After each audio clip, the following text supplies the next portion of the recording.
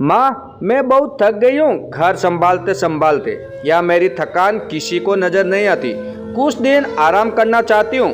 सोच रही हूँ कुछ दिनों के लिए अपने मायके आ जाऊँ। आते हुए अपनों बच्चों को भी साथ ले आऊँ। वे वहीं से स्कूल चले जाएंगे। आखिर एक ही शहर में ससुराल और मायका होने का कुछ तो फायदा मिले। नम्रता ने फोन पर अपनी माँ से कहा। पार्वती जी ने दूसरी तरफ से कहा, हाँ बेटा, जब तेरी इच्छा हो आ जाना।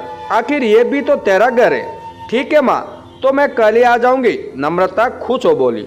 हाँ बेटा, कल आ जाओ, मैं तुम्हारा इंतजार करूंगी। अभी मैं फोन रखती हूँ, मुझे मंदिर भी जाना है। कमला जी ने फोन रख दिया और सीधे किचन में गई। किचन में खाना बना रही बहू से बोली, अरे अनुपमा, सुनो, कल तुम्हारी ननद आ रही है। आज बाजार जाकर फल सब्जी और मिठाइयाँ लेकर आना। बेचारी मेरी बेटी ससुराल में नौकरों की तरह काम करती है और उस पर कोई ध्यान ही नहीं देता। यहाँ आएगी, कुछ दिन रहेगी तो उसका मन और तबीयत अच्छे रहेंगे। सास के मुंह से ऐसी बातें सुनकर अनुपमा का चेहरा उतर गया। वो मन ही मन सोचने लगी, काश आपको मेरी थकावट भी नजर आती। मैं भी दिन रात झाड़ू पोछा, बर्तन, खाना बनाना, मार्केट जाना और हर वो काम करती हूँ जिससे हमारे परिवार वालों को कोई दिक्कत न हो। काश आप मुझ पर भी ध्यान दे पाती।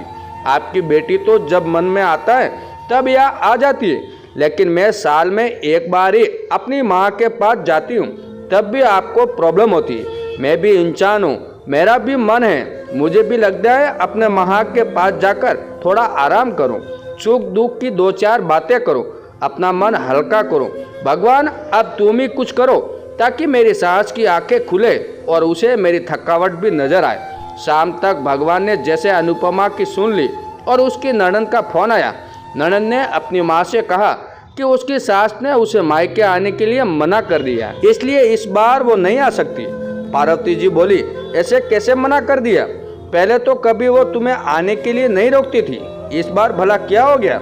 लाओ मेरी बात करो उनसे, मैं उसे समझाती हूँ। नम्रता ने फोन अपनी सास को दिया। पार्वती जी ने कहा, नमस्कार समधन जी, आपसे कुछ कहना था। समधन जी ने कहा, कहिए। दरअसल कल त्योहार है, इसलिए नम्रता अपने मायके आना चाहती हैं। अगर आप उसे भेज दे तो अच्छा रहेगा। नम्रता की सास ने कहा, देखिए समधन जी, आपकी बेटी आपके मायके जा रहे हैं, इस बात के लिए हमसे उसे कभी नहीं रोका और इस बात से हमें कोई प्रॉब्लम भी नहीं है। कुछ दिनों पहले मैं अपने रिश्तेदार के शादी में गई थी। वहाँ आपकी बहू अनुपमा की माताजी से मिलने का मौका मिला।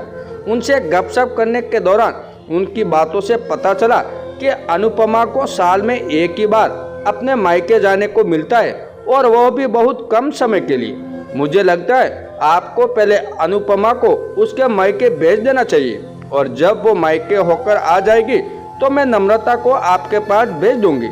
एक बहुत जरूरी बात जो मुझे लगता है आपको समझ लेनी चाहिए कि आपको अपनी बहू को भी बेटी की तरह या बेटी से भी ज्यादा प्यार देना चाहिए। उसे भी मायके जाने की इच्छा होती होगी। हो सकता है नम्रता के वहाँ आने से उसकी आवभगत करने के लिए आप उसे उसके मायके नहीं भेज दी होगी, या फिर वो आपसे कुछ कहने से अभी डरती हो।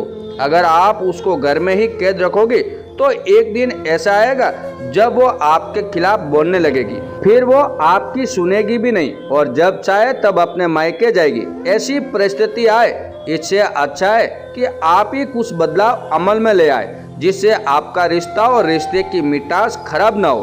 पार्वती जी को अपने समधन के हर एक शब्द में सच्चाई नजर आई। उन्हें महसूस हुआ कि उन्होंने अपनी बेटी के प्यार में अंधे होकर कभी भी अपनी बहू के मन का विचार नहीं किया। उन्होंने हमेशा ही अपनी बेटी को अपने बहू से ऊपर रखा।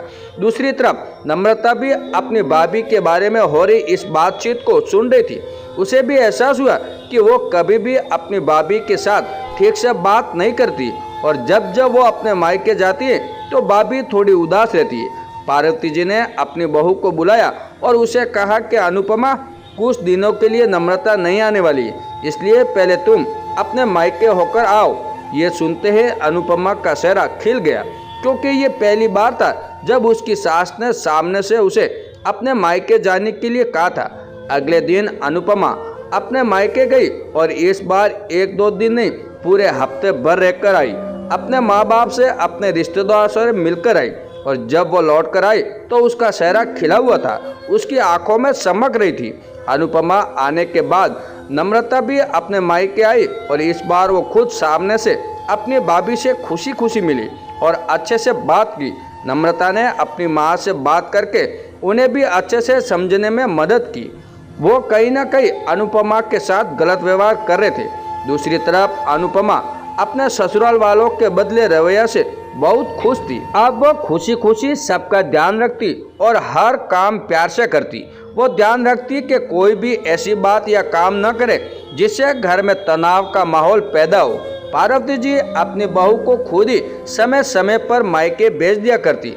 एक छोटे से बदलाव ने सास बहू और भाभी ननद के बीच की कड़वाहट को दूर कर दिया और रिश्तों को और भी ज़्यादा मीठा और मजबूत कर दिया। भेदभाव न हो तो सब रिश्ते इतने ही मीठे और मजबूत हैं। दोस्तों, ये कहानी आपको कैसी लगी कमेंट करके ज़रूर बताएं और हमारे चैनल पे नए हो तो हमारे चैनल को सब्सक्राइब जरूर कीजिएगा। धन्यवाद दोस्तों।